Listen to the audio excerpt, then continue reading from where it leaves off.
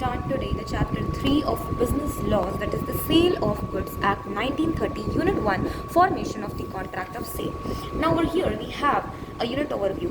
Contract of sale, agreement between buyer and seller, transfer of property, immediate transfer, that is sale, and yet to be transferred is agreement to sell. Goods are of three types: existing goods, future goods, contingent goods. Existing goods are of again three types: specific goods, ascertained goods, unascertained goods. Price is the money consideration, and essentials of a valid contract.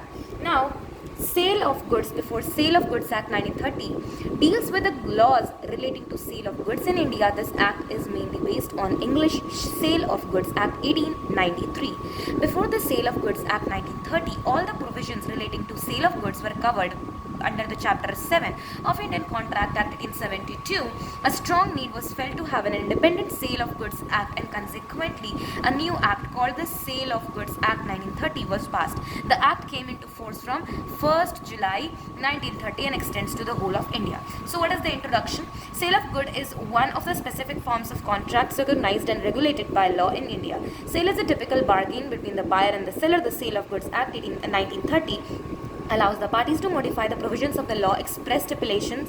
However, in some cases this freedom is severely restricted. Sale of Goods Act 1930 is an act to define and amend the law relating to the sale of goods. Now before moving further, let us clear the topics with the notes. Now over here we will be talking about the basis of the act, then the scope of the act, its applicability, definition, buyer and seller, goods and other related terms like meaning of goods, classification of goods, which I already told you, delivering and its forms, meaning, forms of delivery, actual, constructive and symbolic, document of title versus document showing title, what is the difference between these, then mercantile agent, we will be talking about the definitions, basically mercantile agent, then property, I think it's section 2 clause 9, it's section 2 clause 11, the insolvent, who is insolvent, what is price, section 9 or 10 probably, quality of goods we will be dealing with, then sale and agreement to sell, section 4 we are talking about sale, agreement to sell, when agreement to sell becomes sale, and elements of constitute contract of sale, that is 6 points, that is two parties, subject matter, money, we will be talking about these later.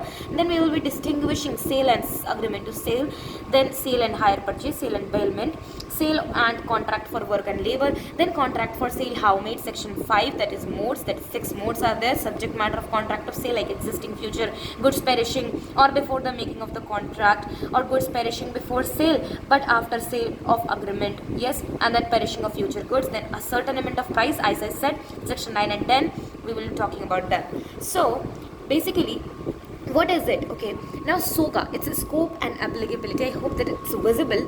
So this act came into force from 1st July 1930 and extends to the whole of India. This act deals with the sale of goods in India, means applicable only to movable goods, okay, and not immovable property, and that for immovable property we have TOPA, that is Transfer of Properties Act 1882. General provisions of Indian Contract Act 1872 will apply to SOGA except when ICA, that is Indian Contract Act, is inconsistent with SOGA express, as we read, जैसे कि हम लोगों ने the companies act में पढ़ा था कि बाकी सब electronic companies, okay, banking companies वगैरह में तो जो है वो तो लगेगा ही ये क्या द कंपनीज एक्ट, बट अगर जब वो इनकंसिस्टेंट होंगे तो उनके अपने अपने एक्ट लगेंगे. This is what it says. If a term not defined in SOGA it will take its meaning from Indian contract act. ठीक है, SOGA not applicable in the following cases. कब कब एप्लीकेबल नहीं होता है SOGA? Sale of immovable goods जैसे कि property, contract of services, work and labour, barter, exchange of a good for a good, contract of bailment, contract of pledge, gift etcetera as no price और consideration. Okay, and apart from that how contractors of sale works, कैसे work करता है section 4 और 5 में. Who, कौन, buyer और seller. Buyer section 2(1), seller 2(13). What, क्या, transfer of goods यानी ओनरशिप का ट्रांसफर, सेक्शन 2(11). हाउ, कैसे, डिलीवरी सेक्शन 2 क्लॉज 2 में हम डिलीवरी जानेंगे. For what, for price, section 9 and 10. When, कब, सेल और agreement to sale, section 4. Contract of sales section 4 में ही है. A contract where the seller transfers और agrees to transfer the ownership of goods to the buyer for a price if can even occur between, it can even occur between part owners. Part owners यानी joint owners भी ये कर सकते हैं. जैसे कि A है वो उस B को गाड़ी बेच रहा है, बी इसको पैसा दे रहा है, बी क्या है, बायर है, ए क्या है, सेलर है। सेक्शन 2(1) बोला means a person, buyer means a person who buys and agrees to buy goods. Seller क्या है, seller means a person, section 2 clause 13 बोला seller means a person who sells and agrees to sell goods. Okay, goods है section 2 clause 7 में। इसे जानने के लिए ये जो चार्ट है वेरी इंपॉर्टेंट, ये सिर्फ और सिर्फ मूवेबल गुड्स के लिए होता है, नॉट फॉर इमूवेबल गुड्स। इसमें इंक्लूड करता है stocks and shares, every kind of form matter like gas, O2 like oxygen, you know, H2O जैसे कि liquid, steam etcetera, tangible and intangible hold करता है ना, goodwill, trademark, patent, copyrights etcetera, और exclude करता है एक्शनेबल क्लेम्स और money. अब एक्शनेबल क्लेम्स क्या होता है, तो एक्शनेबल क्लेम्स होता है अनसर्टेनिटी और condition attach to the claims that would require enforcement through legal action, यानी कि आपको फ्यूचर में जो बेनिफिट होने वाला है but it is not certain, ये अनसर्टेन है, ठीक है। उसके बाद हम लोग बात कर ही रहे हैं तो एक्शनेबल क्लेम्स को और अच्छे तरीके से जानते हैं कि एक्शनेबल क्लेम्स ना एक गुड नहीं होता है, इट इज़ अ क्लेम और डेट और future benefit which is unsecured and can be enforced only by a legal action by filing a suit और going to the court. Decree क्या होता है, डिक्री एक तरीके का जजमेंट होता है कोर्ट का, कंक्लूसिव राइट और determined by the court. Goods actionable claims, no decree means uncertain, directly enforceable. अब देखो हम लोग यहाँ पर बात करते हैं general property versus special property का, तो what is the difference between these two. General property में ना डेफिनेशन फुल ओनरशिप राइट्स होता है, स्पेशल प्रॉपर्टी में ना लिमिटेड राइट्स रहता है, ऑफन कंडीशनल। स्कोप होता है जनरल प्रॉपर्टी का complete rights including transfer and sale, special rights में special rights and not full ownership. And it is example is given, general property में owning a car, and special property में ना pledged item, एक special चीज़ आ जाएगा, है ना, पॉन्ड गुड्स आ जाएगा। ट्रांसफर्ड क्या होगा, ये क्या ट्रांसफ़र हो सकता है, general property can be fully transfer किया जा सकता है। Special property if a special right doesn't affect general ownership.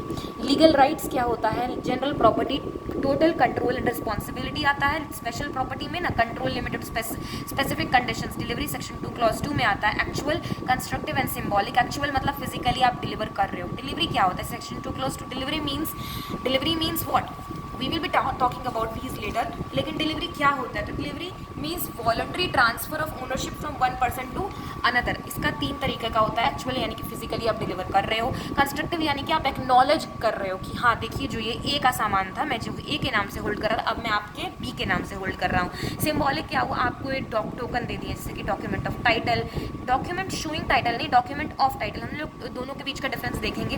देखो जैसे कि आप बिल डी वगैरह दे देते हो, रजिस्ट्रेशन सर्टिफिकेट दे देते हो, उस तरीके का टोकन आप सिंबल दे देते हो। डॉक्यूमेंट ऑफ टाइटल क्या हुआ, the person holding the document is entitled to receive the goods must show an unconditional promise to deliver goods to the holder, includes bill of lending.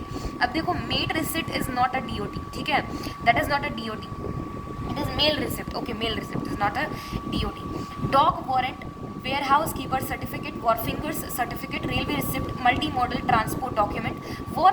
वॉरफिंगर certificate क्या होता है, basically देखो एक होता है हमारा डॉक, ओके, यहाँ पे समुद्र रहता है, समुद्र के बगल में ना आपका शिप्स वगैरह बड़े बड़े क्रूज शिप्स लगे रहते हैं, उसमें आपका गुड्स रहता है बाहर से मंगाए हुए, तो वो जो उसके बगल में जो लैंड रहता है ना बेसिकली उसको हम लोग वॉर्फ कहते हैं, और जो वहाँ का होल्डर होता है उसको वॉरफिंगर कहते हैं, तो वहाँ का सर्टिफिकेट हम लोग के पास रहता है उसको वॉरफिंगर सर्टिफिकेट कहते हैं। ओके, एक्शनेबल क्लेम्स हम लोग देख चुके हैं। ट्रांसफर ऑफ प्रॉपर्टी, ओनरशिप क्या होता है, this means in the contract of sale general property gets transferred and not merely special property. Transfer of property में ना जनरल प्रॉपर्टी ट्रांसफर होता है ना कि special property. Example of special property contract of bailment और pledge में, जैसा कि मैंने पढ़ाया था पेलमेंट और प्लेज में हम लोग एक स्पेशल चीज़ जैसे कि गाड़ी हमें पेलमेंट में मिला रखने के लिए ग्रेचुटस पेलमेंट के अंदर, तो वो सिर्फ और सिर्फ क्या हुआ स्पेशल हमारा वो एक स्पेशल प्रॉपर्टी हो गया। बट हम लोग यहाँ पे जनरल प्रॉपर्टी का बात करते हैं। General property means full ownership, complete rights including transfer और resale, this means complete control and responsibility gets transfer, these are the basic things. Buyer seller का definition I have told you. Goods का देख लो section 2 clause 7 में, goods means every kind of movable property other than actionable claims and money and include stock, bundle of fully paid up share and shares, growing crops, grass and things attached to or forming part of land which are agreed to be severed or separated from the land before sale or under contract of sale. Actionable claims or are claims which can be enforced only by an action or suit, example debt, and a debt is not a movable property or goods The fixed deposit receipts FDR are goods. Goods include both tangible goods and intangible goods like goodwill, copyrights, patent, trademarks, etc. Stock and shares, gas, steam, water, electricity and decreases और judgment कहेंगे हम, judgment of the court are also considered to be goods. ठीक है, तो ये सब चीज़ें हमारे goods में आती हैं. उसके बाद हमारा आता है मर्केंटाइल या बिजनेस एजेंट, सेक्शन 2 क्लॉज 9, जो कि बहुत ही छोटा सा डेफिनेशन है लेकिन उसका बड़ा डेफिनेशन एग्जिस्ट करता है. प्रॉपर्टी है सेक्शन 2 क्लॉज 11 में, बट यहाँ पे हम लोग देखते हैं कि क्लासिफिकेशन ऑफ गुड्स कैसे किया गया है. तो व्हाट इज इट, देखो एग्जिस्टिंग गुड्स होता है, एक्जिस्टिंग गुड्स होता है, फ्यूचर गुड्स होता है, कॉन्टेंजेंट गुड्स होता है. Existing goods section 6. Okay, goods which are in existence at the time of the contract of sale, यानी कि कॉन्ट्रैक्ट सेल का कॉन्ट्रैक्ट करने के टाइम पे गुड्स एग्जिस्ट कर रहा है उस टाइम पे, दीज ओन्ड और पोजेस्ड और अक्वायर्ड बाय द सेलर, यानी कि या तो ओन्ड या तो पोसेस्ड या अक्वायर्ड बाय द सेलर है at the time of contract of sale. It can be sale and agreement to sell both, ये सेल भी हो सकता है, अग्रीमेंट टू सेल भी हो सकता है. स्पेसिफिक गुड्स इसी के अंदर का पार्ट है. सेक्शन 2 क्लॉज 14 में goods identified and agreed upon at the time of a contract of sale is made. Example yellow Mercedes. देखो सबसे पहले आपके सामने ना ढेर सारी मर्सिडीज गाड़ी रखी हुई थी, कोई ब्लू था, कोई रेड था, कोई येलो था. आपने स्पेसिफिकली बोला कि मुझे ये येलो वाली मर्सिडीज चाहिए, तो आपने आइडेंटिफाई किया, अग्री किया upon the time at contract of sale is made. Section 2 clause 14 that is specific goods. Ascertain goods क्या हुआ, when out of a lot और out of a large quantity of unascertain goods the number और quantity contracted for is identified, such identified goods are called ascertain goods. देखो एक बहुत बड़ा godown था, उस गोडाउन में ढेर सारे कॉटन के बेल्स रखे हुए थे. ओके, उसमें से आपको ना 200 बेल्स चाहिए था, तो आपने खुद ब खुद चूज़ किया उन अनअसर्टेंड जो लॉट थे उतने सारे में से उसने आपने चूज़ किया, वो हो गया आपका असर्टेंड गुड्स. ओके, अब देखो अनअसर्टेंड गुड्स क्या हुआ, आपने सैंपल लिया. ओके, सैंपल देखा आपने. Okay, which are not specifically identified or ascertained at the time of making of the contract, they are indicated or defined only by the description or sample. इसका best example हो सकता है ना, आप लोग चावल वगैरह खरीदने जाते हो तो बाहर जाते हो, आप देखते हो हाथ में लेकर के कि देखो एक ऐसा चावल है, आप सैंपल देख रहे हो, वो सैंपल के मुताबिक आपको खुद से वो चुन करके उसी सेम बोरी में से वो चावल देता है. That is uncertain goods. ये आपने दाना दाना करके आपने वो नहीं किया, आपने सैंपल देखा. Okay, so that is what uncertain goods. उसके अलावा हमारे पास आते हैं future goods. So what is future goods, section 2 clause 6. देखो फ्यूचर गुड्स का एग्जाम्पल हो सकता है कि मान लो आपकी गाय है. ओके, आपकी गाय है and we agreed, okay, we had made a contract कि आपकी जो गाय है वो 1 हफ्ते तक जो दूध देगी वो मैं खरीदूंगी. ओके, ये हो गया agreement to sell. Future goods का हमेशा अग्रीमेंट टू सेल होता है क्योंकि फ्यूचर गुड्स में ना हमारे पास सेलर के पास अभी गुड्स वो होते नहीं हैं. Always an agreement to sell, goods to be manufactured और प्रोड्यूस्ड और acquired by the seller after making the contract of sale. It is never actual sale because a person can not transfer what is not in existence. अब मैं आपसे जो है बोल रही हूँ कि जो गाय का दूध है वो 1 हफ्ते तक लूँगी, अभी तो आया नहीं है, तो जब आएगा तभी ना उसका कॉन्ट्रैक्ट हो पाएगा. तो काउज मिल्क का परचेज आप करोगे तो वो एग्जाम्पल हो सकता है. कॉन्टेंजेंट गुड्स क्या हो सकते हैं, section 2 clause 2 sorry section 6 clause 2, I am so sorry, section 6 clause 2. Contingent goods है सेक्शन 6 क्लॉज 2, यानी कि you don't know whether it will exist और नॉट. हम लोग कॉन्टेंजेंट कॉन्ट्रैक्ट पढ़े हैं, क्वासी कॉन्ट्रैक्ट पढ़े हैं, if you remember. Okay, contingent मतलब कि अनसर्टन है, हैपनिंग और नॉन हैपनिंग पे डिपेंड करता है. If you remember HCMU, if you remember. Okay, देखो the acquisition of goods which depends upon an uncertain contingency यानी uncertain event. contingent goods also operate as an agreement to sell and not a sale. ये एक agreement to sell होता है and not a sale so far as the question of party of property to the buyer is concerned. In other words, like future goods in case of contingent goods, also the property does not pass to the buyer at the time of making the contract. इसीलिए ये हमेशा agreement to sell रहता है.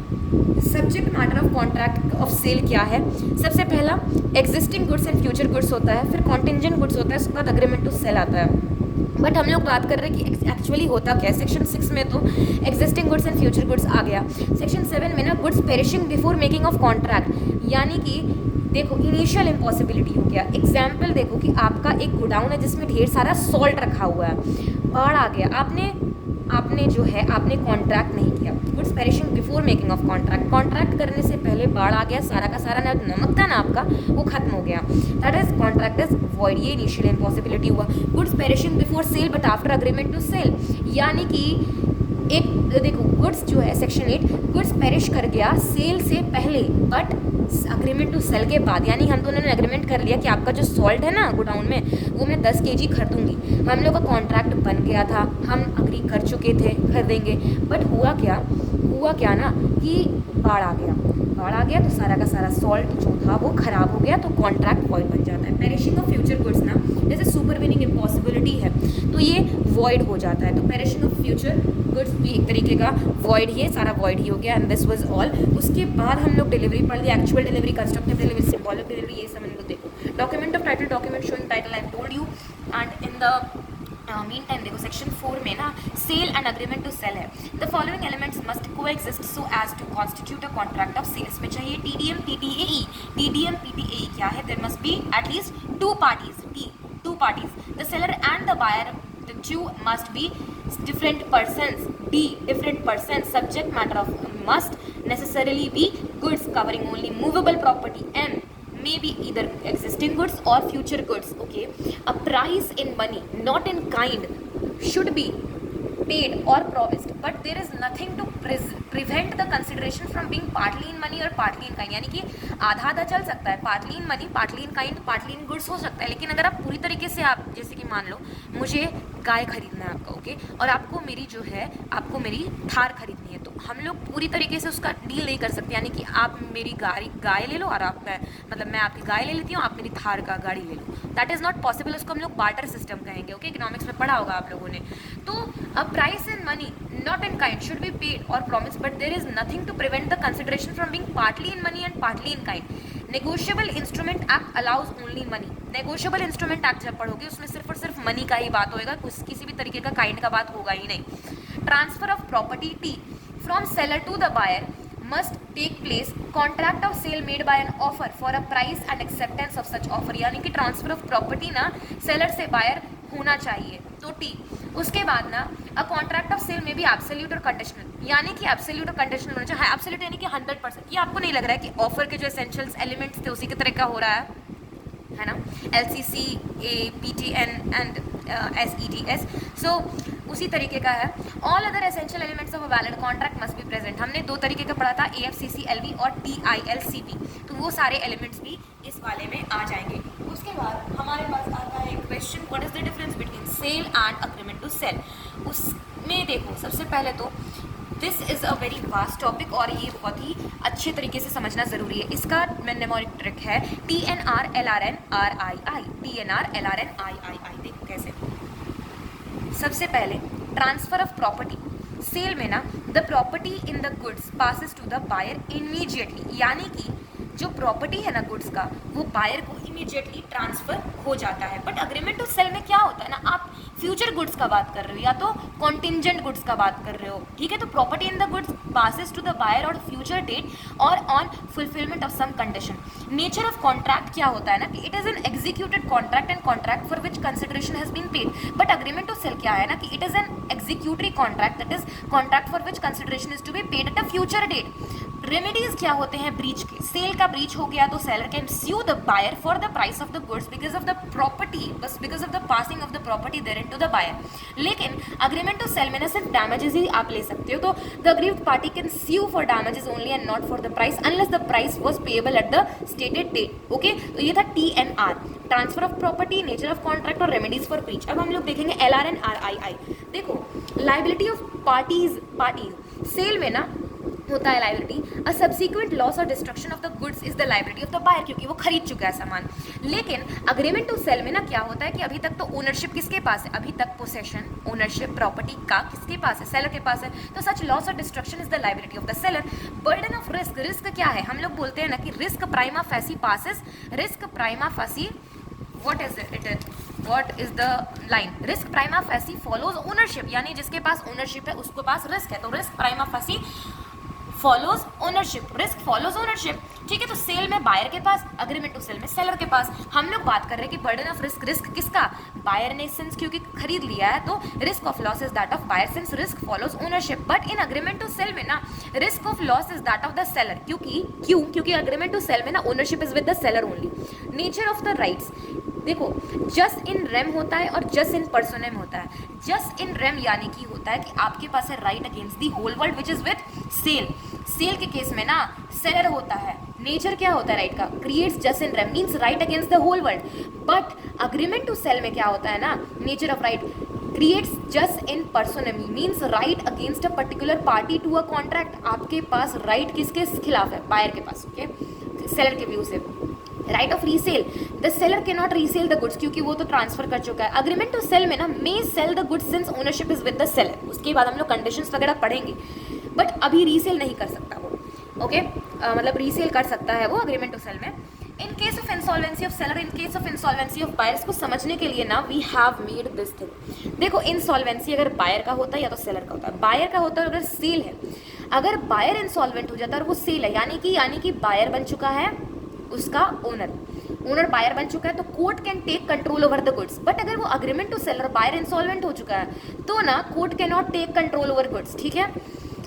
और official liquidator का बात हो रहा है, सेलर अगर इंसॉल्वेंट हो गया और सेल हो चुका है तो सेलर तो अब ओनर नहीं है, तो owner can not take control over buyers good क्योंकि वो बायर का गुड बन चुका है। अग्रीमेंट टू सेल में ना अभी भी सेलर ओनरशिप है, तो ओनरशिप सेलर है, ओनर सेलर है, तो इट कैन टेक यानी ऑफिशियल लिक्विडेटर ले सकता है। अब देखो in case of insolvency of seller the official assignee will not be able to take over the goods but will recover the price from the buyer. The official assignee will acquire control over the goods, but the price will not be recoverable. Price recoverable नहीं होगा. In case of insolvency of buyer, buyer insolvent हो जाता है तो क्या होता है? The official assignee will have control over the goods क्योंकि buyer बन चुका है owner. But in case of agreement to sell, the official assignee will not have any control over the goods.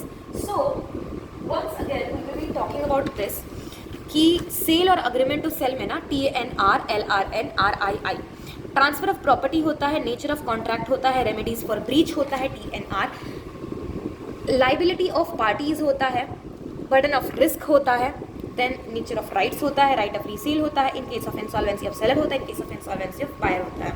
अब हम लोग बात करते हैं what is the difference between sale and hire purchase. तो सेल एंड हायर परचेज में difference is very simple. हम लोग देखते हैं कि time of passing of property, sale के टाइम पे property in the goods is transferred to the buyer immediately at the time of contract, but hire purchase में the property in goods passes to the hirer upon payment of the last installment. property pass तब होगा जब आप लोग last installment को pay करेंगे। position of the party, sale में ना the position of the buyer is that of the owner of the goods क्योंकि buyer खरीद चुका है, but position of hirer is that of the बेली के जैसा काम करता है till he pays the last installment तक आपको जो है वो आप बेली का काम करोगे। termination of contract, सेल में ना ये terminate नहीं हो सकता, the buyer cannot terminate the contract and is bound to pay the price of goods, but hire purchase में क्या होता है ना, hirer may if he so likes terminate the contract by returning the goods to its owner without any liability to pay the remaining installment। उसके बाद ना burden of risk of insolvency of buyer, अगर buyer insolvent हो जाता है ना, the seller takes the risk of any loss resulting from the insolvency of the buyer, but the owner takes no such risk, for if the hirer fails to pay any installment the owner has right to take back the goods, ठीक है। Transfer of title में the buyer can pass a good title to a bona fide purchaser from him क्योंकि वो उसका ownership ले चुका है तो वो बेच सकता है obviously. The hirer can not pass any title even to a bona fide purchaser until he pays the last installment क्योंकि वो काम कर रहा है एक बेलर का। रीसेल में क्या होता है, the buyer in sale can resell the goods, वो कर सकता है because he is the owner now, but in hire purchase में ना he can not resell unless he has paid all the instalment. What is the difference between sale and bailment? Bailment हम लोग पढ़ चुके हैं कि ग्रेचुइटस और नॉन ग्रेचुइटस होता है, तो what is the difference between these? अच्छा, इसका निमोनिक है TPTRTR। So what is it? PPTRTR, PPTRTR, okay. Sale on bailment, okay. TRC, transfer of property. Immediately हो सकता है, the property in goods is transferred from the seller to buyer, so it's called transfer of general property. But bailment में ना, it is special property. There is only transfer of possession of goods from the bailor to the bailee for any of the reasons like safe custody, carriage, etc. So it is transfer of special property. Return of goods में ना sale. The return of goods in contract of sale is not possible, but bailment में ना the bailee must return the goods to the bailor or the accomplishment of the purpose for which the bailment was made. Consideration में sale, the consideration is the price in terms of money, but in case of bailment में ना the consideration may be gratuitous or non gratuitous. अब हम लोग बात करते हैं कि सेल, बेलमेंट और हायर परचेज तीनों तरीके से डिफरेंस अगर देखा जाए तो क्या है, तो it is mnemonic trick C topper. ownership transfers immediately to buyer, bailment ownership does not transfer, only possession does, only possession. Hire purchase transfers after the final installment is paid. Possession and ownership are transferred, but only possession is transferred. Ownership remains with the bailor. There is a big difference between ownership and possession. Bailment में ना possession is transferred, but ownership remains with the bailor. Possession is transferred immediately, ownership बाद में, later. Consideration, one time payment होता है, full payment is made or full payment is made. No payment or for ownership, only for use or care of the goods. ठीक है. अच्छा, ये तो gratuitous के केस में हो गया, non gratuitous के केस में हो गया. Gratuitous and non gratuitous, you know it, हम लोग पे भी करते हैं. हर परचेज में payment is made in installment until full ownership. ठीक है. Termination में no option of termination by buyer after sale. Bailee can terminate by returning goods to bailor. Buyer can terminate any time before ownership transfers. Purpose क्या होता है? Sale में to own the goods, bailment में to use, store or care for the goods, hire purchase में to eventually own the goods after paying installment. Last installment तक risk क्या है? Buyer bears the risk after sale, and bailment में risk generally remains with the owner या bailor. Hire purchase में buyer bears the risk or once they take possession. This was the thing. उसके बाद we have some difference between sale and contract of work and labor. तो what is it? Contract of sale of goods is one of which of the same goods are sold for a price, but where no goods are sold, then there is only that for the doing or rendering of some work of labor, then the contract is only of work and labor and not of sale of goods. तो अब देखो कि contract of sale कैसे बनता है. Section 5 इसका है OPDIF. What is it? देखो, सबसे पहला तो contract of sale is made by an offer to buy or sell goods for a price and acceptance of such offer. इस तरीके से बनता है. ठीक है. उसके बाद सेकंड है कि there must be immediate delivery. There may be immediate delivery of the goods, यानी कि तुरंत आप दे सकते हो, डिलीवर कर सकते हो, पैसा बाद में लोगे.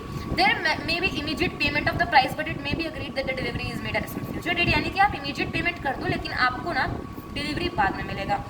There may be immediate delivery of goods and an immediate payment of the price, यानी कि दोनों आज ही काम कर लेते हैं, आज ही डिलीवरी भी, आज ही पेमेंट भी. It may be agreed that delivery और पेमेंट और both are to be installment, यानी कि आधा आधा इंस्टॉलमेंट में भी आप दे सकते हो अगर चाहो तो. It may be agreed that delivery और पेमेंट और both are to be made at some future day, दोनों ही बाद में हम देंगे. तो ODPIF, what is O? That is offer, delivery, immediate delivery, P is immediate payment, then I is immediate, both are immediate delivery and immediate payment, then I is installment, then that is F is future, both are in future. Now what is the subject matter of contract of sale? You know it very nicely, हमने कर लिया है. sections are there existing. इसमें है EBAF. What is EBAF? देखो, सबसे पहले तो E है हमारा existing और future goods section 6. B है हमारा goods perishing before making of contract section 7. goods perishing before sale but after agreement to sell section 8. perishing of future goods, okay, no section. अब देखो यहाँ पे क्या लिखा हुआ है, डिस्ट्रक्शन ऑफ कॉन्ट्रैक्ट, यानी कि सब्जेक्ट मैटर स्पेसिफिक गुड्स का डिस्ट्रॉयड या पेरिश्ड फूड आइटम्स, ये कब होता है? सेक्शन 7 और सेक्शन 8. सेक्शन 7 बोलता है ना बिफोर द कॉन्ट्रैक्ट, यानी कि इम्पॉसिबल टू परफॉर्म हो गया, इनिशियल इम्पॉसिबिलिटी हो गया, वॉइड अब इनिशियो हो गया, यानी कि क्योंकि subject matter does not exist at the contract time. Section 8 में ना आफ्टर कॉन्ट्रैक्ट हुआ, अग्रीमेंट टू सेल हो गया बट सेल से पहले, तो सुपरवेनिंग इम्पॉसिबिलिटी हो गया, सब्सिक्वेंट लॉस्ट पोस्ट हो गया, वॉइड कॉन्ट्रैक्ट. देखो एग्जिस्टिंग और फ्यूचर गुड्स का में क्या होता है. एग्जिस्टिंग और future goods section 6. Goods which form the subject matter may be either existing goods acquired, own possessed or future goods or contingent goods. acquisition depends upon contingency which may or may not happen. लेकिन goods perishing before making of contract section 7, what is it? If there is a contract for sale of specific goods, contract is void if the good without the knowledge of the seller have at the time when contract was made perished or damaged that they are no longer answer to the description given in the contract, void हो गए. goods perishing before sale but after agreement to sell section 8. if there is agreement to sell specific goods and subsequently goods without any fault or on the part of seller or buyer perish or damaged, then they are no longer answer to the description before the risk passes to the buyer, agreement is avoided or becomes void. perishing of future goods में ना, if future goods are specific, destruction of sellers such goods will amount to supervening impossibility and contract shall become void. उसके बाद है ascertainment of price. ascertainment of price है section 9. इसमें हम लोग बोलते हैं कि price can be fixed in the contract, price can be agreed to be fixed later. Example, valuer price को फिक्स कर सकता है और price can be determined by previous dealings between the parties. इसमें हम लोग बोलते हैं FAD, FAD, FAD. Why? It is fixed, it is agreed, it is determined. तो ये सब 3 चीजें थी. सेक्शन 10 बोलता है agreement to sell at valuation. Section 10 provides for the determination of price by a third party. If a third party is to set the price but doesn't or can't, the agreement is void. If a party prevents the third party from setting the price, that party is liable for damages. If the buyer has already received and used the goods, they must pay a reasonable price regardless. Section 2 clause 9 बोलता है mercantile agent के बारे में. Mercantile agent, it means an agent who is in the customary course of business, has as such is agent authority either to sell goods or to consign goods for the purpose of sale, or to buy goods, or to raise money on the security of goods. Mercantile agent can borrow money by pledging the goods. Example, such kind of agent are auctioneers or brokers etc. हम लोग auctioneers और brokers को appoint करते हैं अपने काम के लिए. Insolvent क्या होता है? A person is said to be insolvent when he ceases to pay his debts in the ordinary course of business or cannot pay his debts as they become due, whether he has committed an act of insolvency or not. Section 212 बताता है quality of goods includes their state or condition. So these include state and their condition, and this was the unit 1, and we will be quickly talking about the book. No, okay, books. Okay.